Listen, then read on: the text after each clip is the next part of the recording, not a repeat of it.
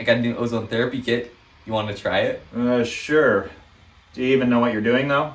Yeah, it says there's instructions and we're gonna read them and we're gonna figure it out. All right, let's try it. Let's do it. Incoming.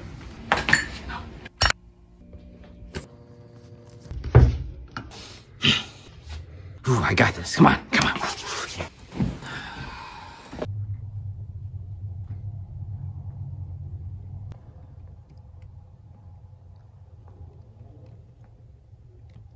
So based on these calculations, you should actually be hanging upside down at midnight while administering the auricular ozone. No. That can't be right. I agree. That sounds a little bit weird. So let's just run it for like 7 hours and see what happens. So I'll be back in a couple hours, I guess. So just hang tight.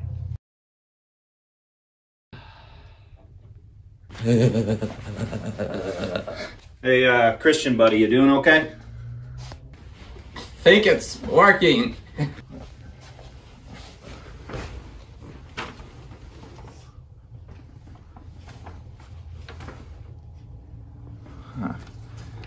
But you're doing good, huh? Hey everybody, what's going on? I want to tell you today about the new and updated protocols for ozone therapy for this year, 2021. But before we get into that, there's a couple of things I do want to go through. I want to show you guys. Well, first of all, I have to do a disclaimer. I'm not a medical practitioner. I didn't even create these protocols, actually. And I'm going to show you where they came from and how we acquired them. But I'm not a medical practitioner, so I'm not making any recommendations. Ozone therapy is not FDA approved. So talk with your doctor if this is something that you're interested in.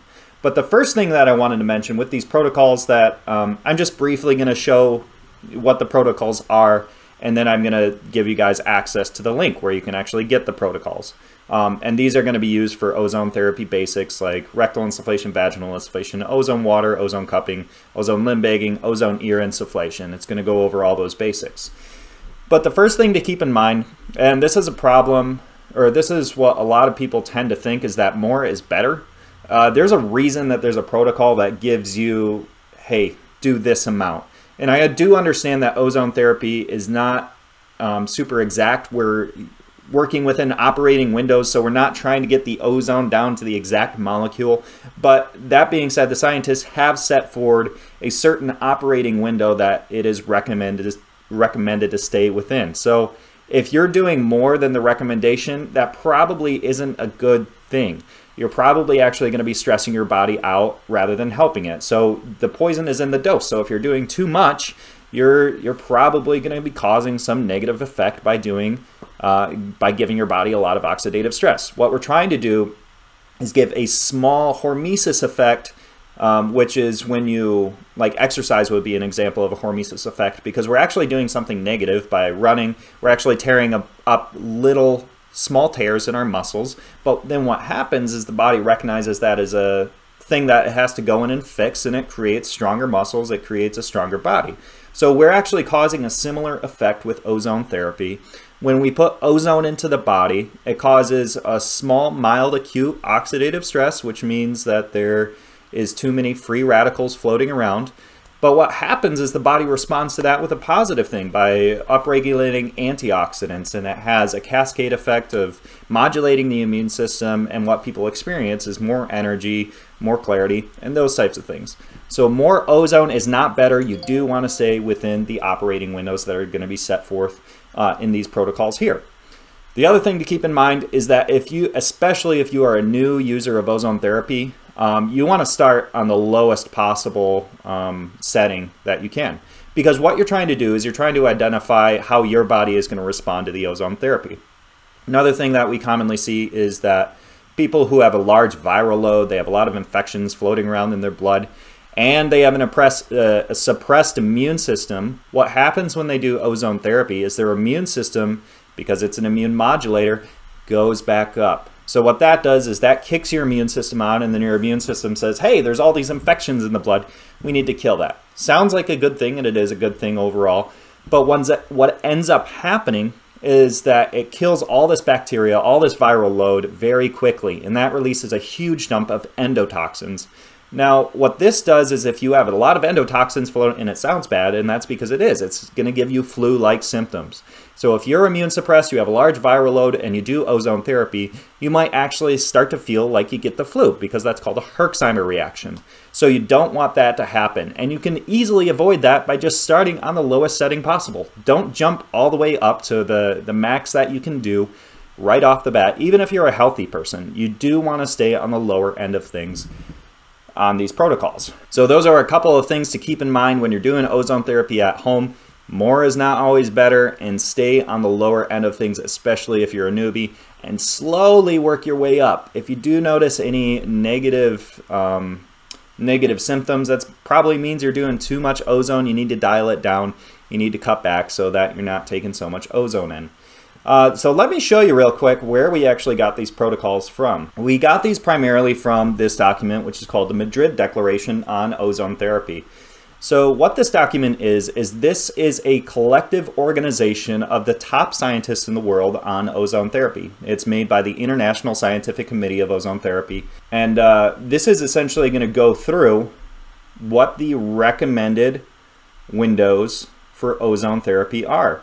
So it has a ton of information in here. The reason that we don't just pass this off is because it is a big wall of text. It's not necessarily as practical as it could be. It has a lot of information in there that just isn't pertinent for people doing ozone therapy at home. You can find this online just by Googling the Madrid Declaration. Pretty easy to find, and you can get yourself a copy if you are interested in this. And if you're a practitioner for ozone therapy, I think every single practitioner who does ozone therapy needs to read this probably on a yearly basis just to get a refresher on ozone therapy.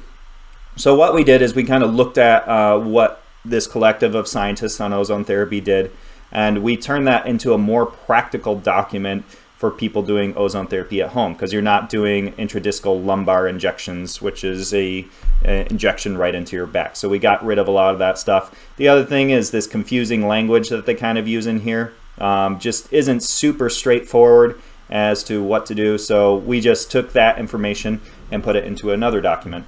And on top of that, what we did is we actually sent this document out to a bunch of doctors, and they did the editing. So they actually put together all this information. So this document is made from two different places. Number one is the Madrid Declaration, which is kind of the authority on what are the protocols for ozone therapy, how much is acceptable, all that kind of stuff. And then number two is we actually had clinicians, once we put that into an easier to read document, we had the clinicians review it, go over it, make sure that it was sound.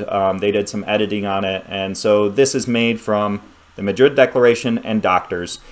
So we have the most up-to-date format and most up-to-date protocols for ozone therapy at home. All right, and this is what the document looks like. So I'm going to have a link in the description of this video. Go and click that link if you want access to this document. So this document will tell you exactly what all the protocols are. So we have rectal, ear, ozone water, vaginal, limb bagging, and breathing ozonides in this document here. So as you can see, it's just kind of a good overview on what it is. It tells you the ranges of concentration, that's the strength of the ozone that you want to stay in, the ranges of the volume, which is how much of the ozone gas you have, and then it has a low and slow approach. It has a cycling approach. Has a number of different things in here. So this is going to give you all the information you really want on doing ozone therapy at home. The one thing this is missing is the actually like how to do it. So it's not really telling you like how to hook up the equipment and all that kind of stuff. But if you're familiar with this channel, you know that we have all those educational videos right on here. So you can just access our videos on how to do or how to connect the equipment, how to get all set up.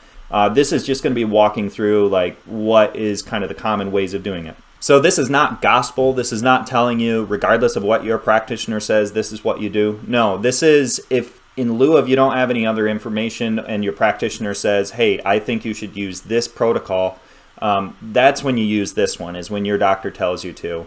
But again, this is not gospel. So your doctor might actually have a better recommendation for you based on his clinical experience, based on where you are personally at. We just can't have all that information in here because everybody is different. There's going to be different scenarios for everybody. So your doctor might do something different. Just note that is totally normal. That is totally fine. This is kind of a broad demographic. Here are the protocols that generally apply to the most amount of people. So your doctor might have some different opinions, different clinical experiences that wander outside of this and are just a bit different. So that's not a bad thing. He's probably giving you very valuable information by doing that. So if you want access to the 2021 protocols, go ahead and click the link below in the description. They'll be there. You can access those, and it's going to walk through exactly what I just showed you. So I hope these are helpful for you guys. We'll see you next time.